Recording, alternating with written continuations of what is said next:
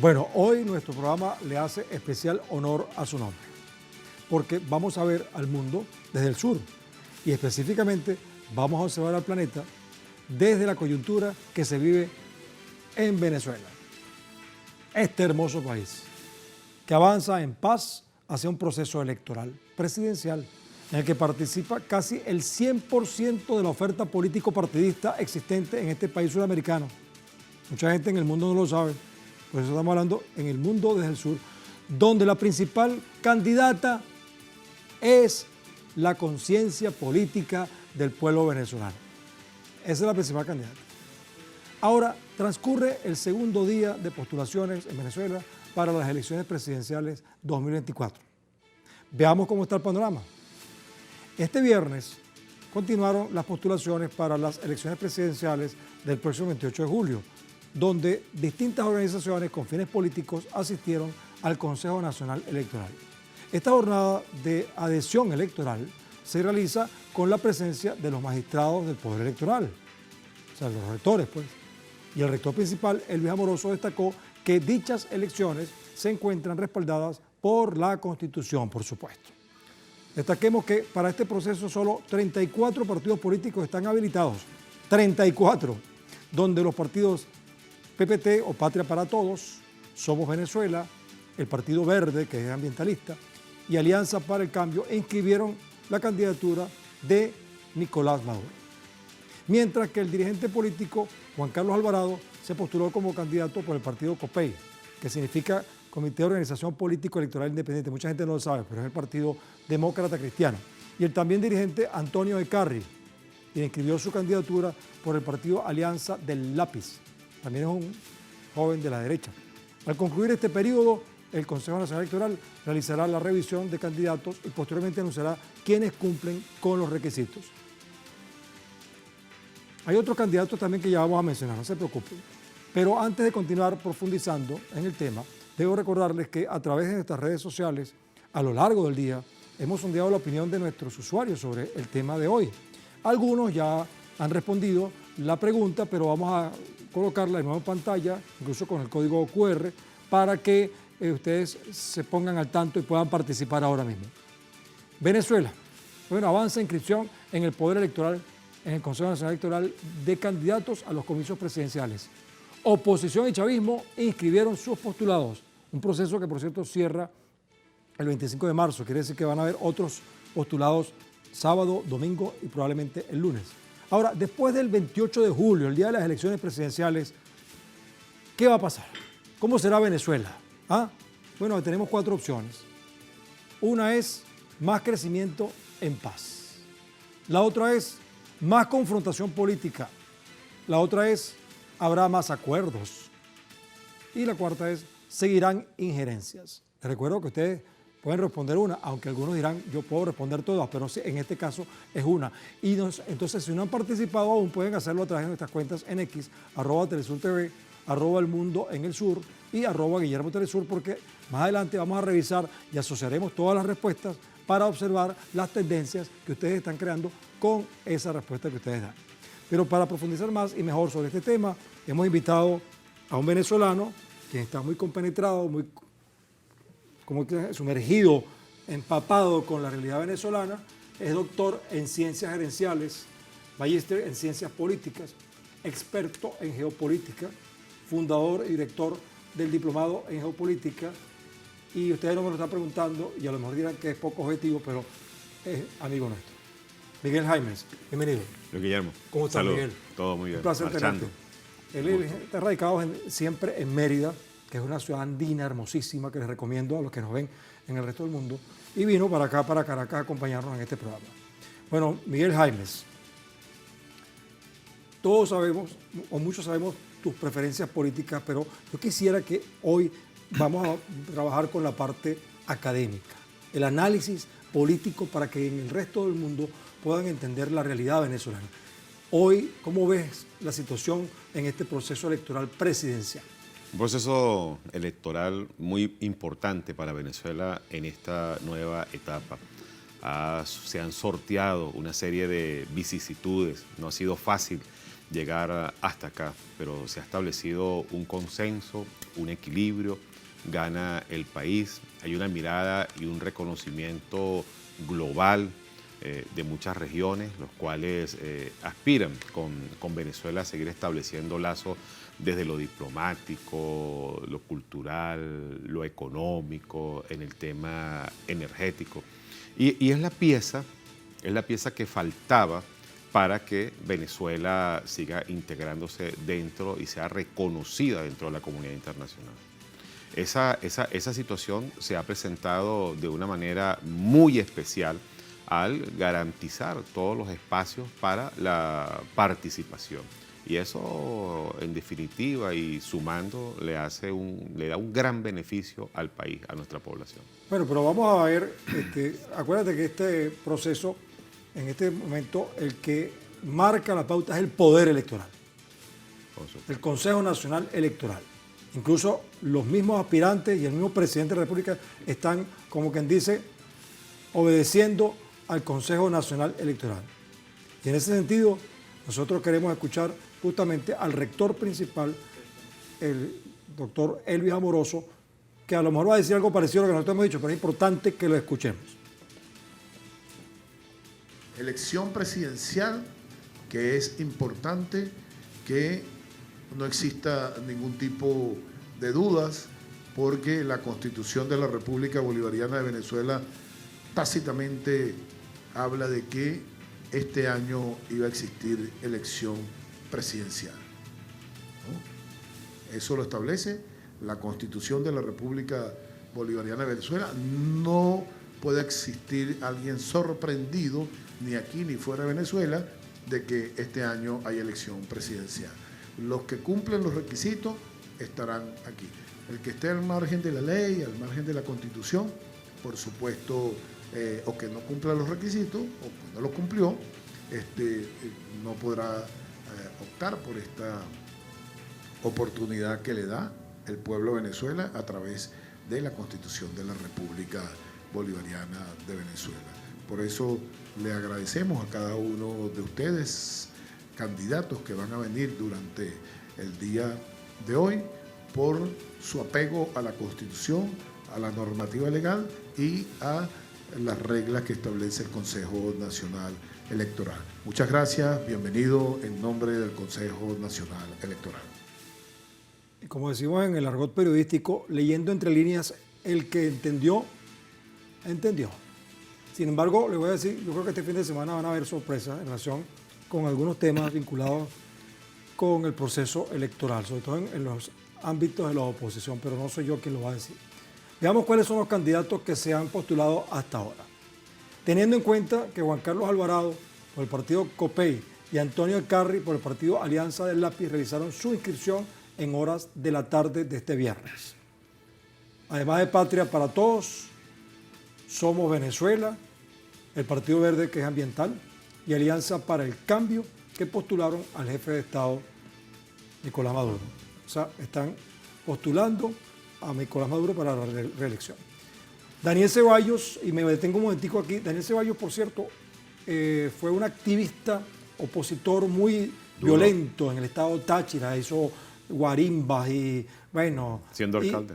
Siendo alcalde, facilitó la violencia y lo metieron preso por eso. Y bueno, después pagó su pena y ahora salió de la cárcel y se lanzó como candidato. Interesante caso, ¿no? Luis Eduardo Martínez es un personaje interesante de Acción Democrática, uno de los partidos que más tradición ha tenido en Venezuela. Estos dos formalizaron este jueves ante el Consejo Nacional Electoral su inscripción como candidatos a las presidenciales del 28 de julio por los partidos Arepa Digital, ese es el partido de Ceballos, Arepa, que ustedes saben lo que es, y Acción Democrática, como les dije, uno de los partidos más antiguos de Venezuela.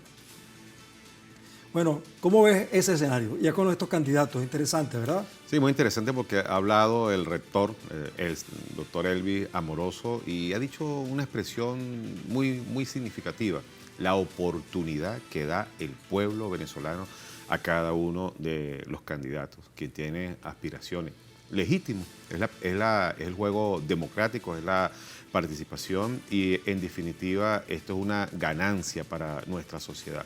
Es un principio de madurez y como bien lo decía hace un momento Luis Guillermo, esto también nos permite abrir un escenario amplio, un escenario valioso para nuestro país. Muchos pensaban que no podíamos llegar hasta acá y hemos pasado esta línea. Por eso te quería abordar eso, porque fíjate cómo se logró llegar hasta acá, Miguel, amigos, con tanta violencia, con tanta confrontación, con los acuerdos que se hicieron en otros países y que se violentaron, en fin, tanto la injerencia estadounidense, las sanciones, mal llamadas sanciones, porque ellos no son quienes para sancionar nada, pero las medidas coercitivas unilaterales, toda la presión que ha habido contra el pueblo venezolano y contra el país, y bueno, y ahora la gente va cívicamente a un proceso electoral. ¿Por qué se llega a eso, Miguel? ¿Qué es lo que pasa con el pueblo venezolano que después de todo sigue adelante? Hay madurez, hay ciudadanía, hay tolerancia, hay respeto. Es la huella del venezolano, su gen, su camino, la participación, la democracia, el equilibrio, el no dejarse confundir ni arrebatarse en una noche de Twitter o de noticias internacionales haciendo creer que el país se desborona. No, este pueblo y este país, nuestras instituciones, tiene una tradición histórica y esa es la que hoy en día sale. Y hay tolerancia. Bien lo has dicho con los candidatos de la oposición. Y también hay tolerancia por parte de ellos, hay que decirlo así, cuando el Partido Comunista de Venezuela participa, cuando una organización tan joven como el Partido Verde igualmente participa. Eso es tolerancia. Bueno, eso algunos es partidos aplaudible. también se han dividido, ¿no? Por supuesto. Algunos han querido seguir por otra vía y otros han decidido irse por la parte electoral. Mira, pero tú dices que ha habido tolerancia, pero hay un sector en el mundo que no tolera que Venezuela esté haciendo lo que está haciendo. Bueno, hay una injerencia, espérate, déjame decirte, incluso en los Estados Unidos de Norteamérica hay un presidente que se llama Joe Biden y hay un candidato que lo va a enfrentar en noviembre, que es Donald Trump, pero los Estados Unidos de Norteamérica... Que también se cree presidente. No, pero espérate, los Estados Unidos de Norteamérica tiene un candidato, también tiene candidatos, han tenido varias veces. Mediante sus redes sociales, el embajador permanente de Venezuela ante la ONU, Samuel Moncada, historiador, por cierto, develó la evaluación anual de amenazas de la Oficina del Director Nacional de Inteligencia de Estados Unidos acerca de Venezuela. El documento expone la victoria electoral del presidente Maduro y la debilidad de la oposición interna para obtener victorias electorales.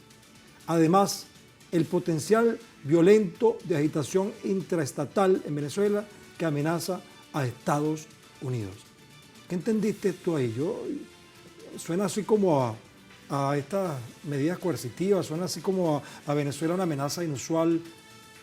¿Qué entendiste tú con lo que dijo este? El director de la CIA en Argentina, en Buenos Aires, la jefa esta del Comando Sur, los movimientos, como bien lo relata Luis Guillermo, sectores radicales que también hay en Norteamérica y en Europa, apartados que no entienden la política venezolana y son injerencistas y no tienen respeto. Y porque hay algunos que consideran que desde Washington, desde los alrededores de la oficina oval, pueden mandar y direccionar y dar órdenes, porque tienen una apreciación desde Washington, desde Europa, en el cual consideran que debe existir un gobierno al tamaño y a la proporción del pensamiento de cada uno de ellos. Ellos, en este momento, antes de llegar al 28 de julio, ya son los principales derrotados. Ya en esa medición, esos grupos internacionales están derrotados. No tienen ningún tipo de eco, a pesar de que hagan movimientos y amenazas. No consiguen que se establezcan nuevas sanciones o que se retiren las garantías que hasta ahora Venezuela ha logrado, que ha luchado. Hay un detalle interesante, y lo hemos visto en estas postulaciones. Todos los candidatos que han ido de la oposición y los partidos que respaldan al gobierno han coincidido en cosas como, por ejemplo, la no injerencia. Han coincidido, por ejemplo, en que la paz es importante para el crecimiento económico. Han coincidido incluso en la defensa de la Guayana Esequiba venezolana, por ejemplo. Ante las postulaciones del Consejo Nacional Electoral para candidatos presidenciales, María Corina Machado mantiene la presunción de seguir con la supuesta autonominación. Sin embargo, su discurso elevó el velo de la extorsión hacia sectores de la oposición. ¿Por qué decimos esto?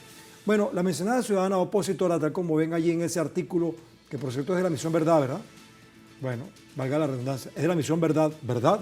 Bueno, ella utiliza el amedrentamiento para dejar a la vista que atenta contra el país, no solamente a nivel mediático, sino también para intentar condicionar al sector más radical de sus seguidores.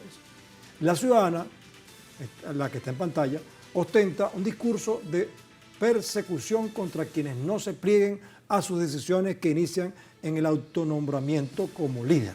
Asimismo, la oposición deja en evidencia su propia división interna, íntimamente unida a la inercia de este bloque político de la derecha ante intimidaciones sobre linchamientos sociales y políticos.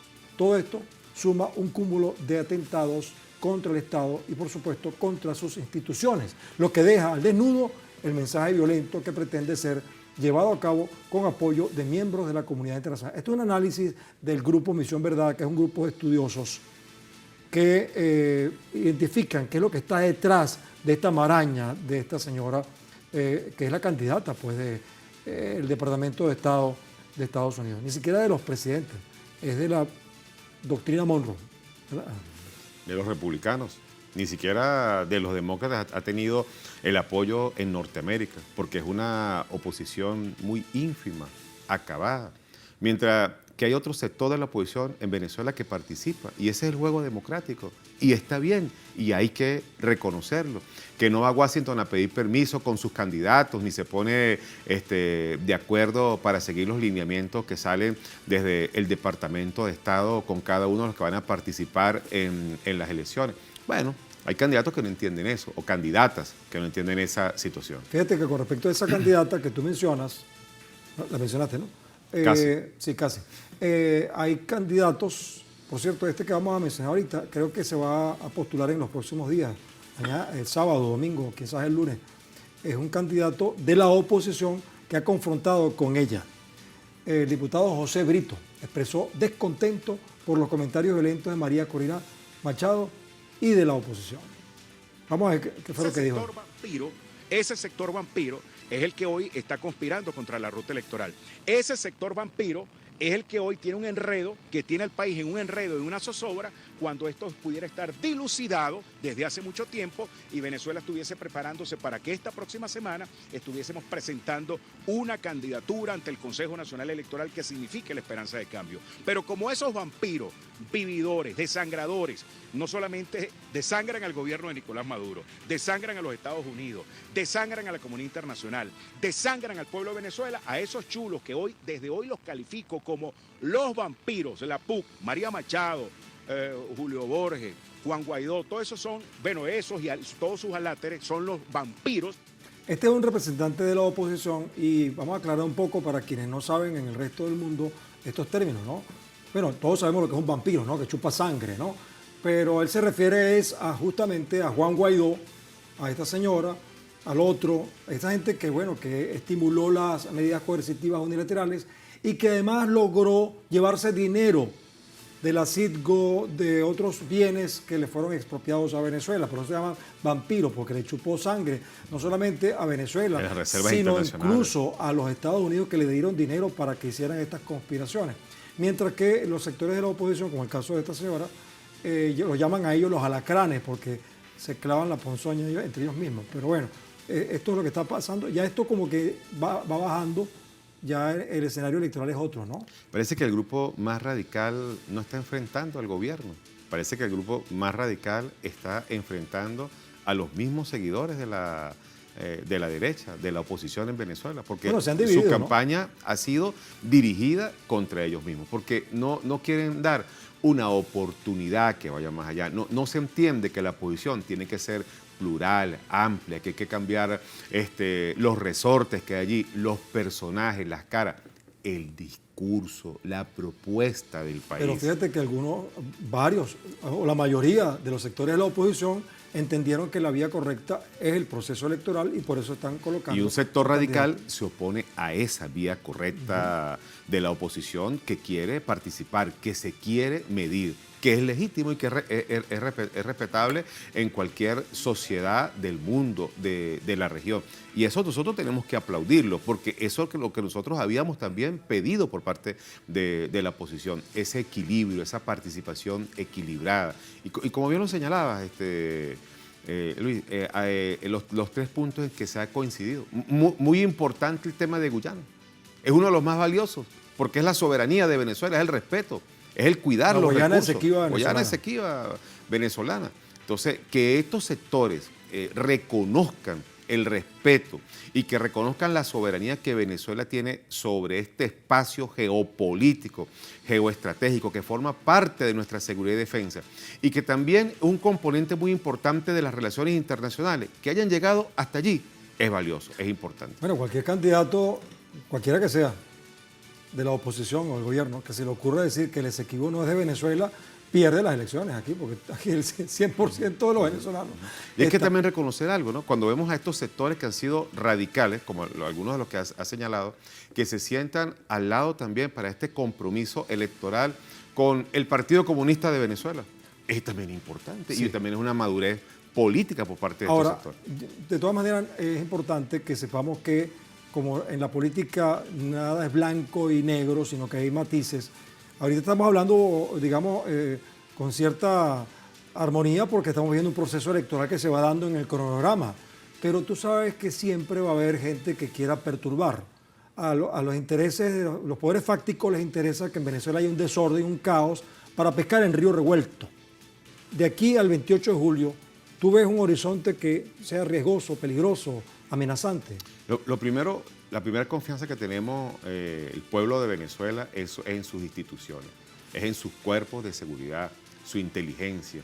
Ese trabajo está en responsabilidad de ellos, que tienen que detectar cualquier acción como se ha hecho hasta ahora y que ha dado una respuesta. Tenemos una fiscalía que da confianza, tenemos tribunales, tenemos un ministro de la Defensa y un ministro de Relaciones Interiores que ha sido serio, claro, contundente, que defiende al pueblo de Venezuela, que le defiende sus derechos, su equilibrio, su propuesta. Nosotros, el pueblo, vamos a una fiesta electoral de participación, cada uno con su candidato, con su análisis, con su verbo. Y esa es la tarea del pueblo de Venezuela. ¿Estimas que va a haber una participación importante? ¿Cómo no? Por supuesto. Va a haber una gran participación porque una de las elecciones más esperadas de este último tiempo. Son 20 millones de personas que están, digamos, habilitadas para votar. Habilitadas para votar. Poco más de 20 millones. Así es. Y sobre todo, Luis Guillermo, va a tener un reconocimiento internacional muy importante. Porque esto también lo quiso la comunidad internacional y que participaban los sectores de la oposición. Bueno, ahí están todos inscritos como candidatos a la presidencia de la República y se les ha aceptado. Hay ninguno de ellos, el 100% no lo va a sacar el CNE. Allí va a haber un grueso de candidatos y que eso es importante. Parece que en estos días también se va a postular un candidato que estuvo inhabilitado, incluso estuvo preso, y eso llama la atención también. Equilibrio. Sí. Mira, ¿te acuerdas que hicimos una encuesta al principio para ver qué opinaba nuestra audiencia? Vamos a recordar la pregunta y vamos a ver las opciones. Venezuela avanza a una inscripción en el Poder Electoral, en el Consejo Nacional Electoral, de candidatos a los comicios presidenciales. Oposición y chavismo inscribieron sus postulados, siguen haciéndolo, van a tener hasta el lunes 25. Bueno, ¿cómo será Venezuela después de las elecciones del 28 de julio? Pusimos 4 opciones. Una, más crecimiento en paz. Esa opción obtuvo 45%, casi la mitad. Más confrontación política, 0%. Nadie cree que vaya a haber más confrontación. O sea, consideran que el día de las elecciones presidenciales, el 28 de julio, va a acabarse la violencia política. La otra opción es, habrá más acuerdos, 10%. Bueno, puede ser que ocurra también. Y 45% dice que seguirán las injerencias. Oye, este es un detalle interesante, porque fíjate que coincide el porcentaje de la gente que va a haber crecimiento en paz, 45%, con los que creen que va a haber van a seguir las injerencias, 45%. O sea, es decir, que Venezuela va a seguir bajo esta presión a pesar de que va a crecer en paz. Es lo que yo entendí con lo que ustedes dijeron. Es eso. ¿Qué crees tú? Es algo muy importante, ¿no? La primera valoración, el primer porcentaje, incluso el segundo que tiene cero. O sea, la gente no quiere violencia. Exacto. La gente quiere paz, entendimiento. No, todas las encuestas dicen eso, reconocimiento. Hay un reconocimiento. No quiere más violencia. Y hay un reconocimiento internacional. Cuando usted ve al presidente de Francia, el señor Luis Macron, hablando a favor de Venezuela, esto es importante, tiene una contundencia, incluso la misma posición que ha tenido España, que ha sido también bien valiosa. Los distintos mandatarios de América Latina, México, Brasil, Colombia, Bolivia, han sido posiciones realmente a favor, nuestros vecinos, nuestra área de influencia. Han ido incluso a escenarios internacionales a hablar a favor y en defensa de Venezuela. Entonces, los estados lo compone prácticamente el escenario internacional donde participa. Y Venezuela no está aislada, no está cerrada, la puerta en Venezuela está abierta. A cada momento vemos acá cómo llegan comisiones de todas partes del mundo a hablar en los diferentes organismos con deseos de invertir, y también han visto con buenos ojos el futuro de las decisiones en torno a las sanciones con Venezuela. No debemos de desmayar al respecto. El caso de Sigo está pendiente, el caso de muchos recursos que han sido congelados de manera fraudulenta en muchos bancos está pendiente. El oro que está en Inglaterra, las 31 toneladas de oro. Ojalá que el 28 de julio, cuando se produzcan las elecciones y se detenga el resultado, entiendan quienes tienen eso secuestrado que ya pasó el tiempo de seguir. Y va a ganar Venezuela con toda su soberanía, pero también le vamos a decir al mundo, esta es nuestra agenda, esta es nuestra posición. Hacia este camino nosotros los venezolanos nos queremos dirigir. ¿Sabe quién nos ganó hoy? El tiempo. Gracias por habernos acompañado. Guillermo, un placer siempre conversar Miguel contigo. Jaime, muy interesante de tu punto de vista, bastante equilibrado, por cierto, muy útil para que la gente comprenda lo que estaba pasando en Venezuela. Pero yo quiero decirte algo en nombre de todo el equipo. Como muchos ya lo saben, como saben muchos en el planeta, las elecciones presidenciales en Venezuela se realizarán el domingo 28 de julio, no lo olviden. Y todo indica que va a haber una especial participación, dada la cantidad de partidos políticos con sus candidatos de oposición, así como un grupo también numeroso de agrupaciones partidistas chavistas que respaldan la reelección del presidente Nicolás Maduro. Vamos a ver qué pasa. Probablemente en estos comicios van a participar cerca de una decena de candidatos de la oposición contra el candidato del gobierno. Eso es lo que va a pasar.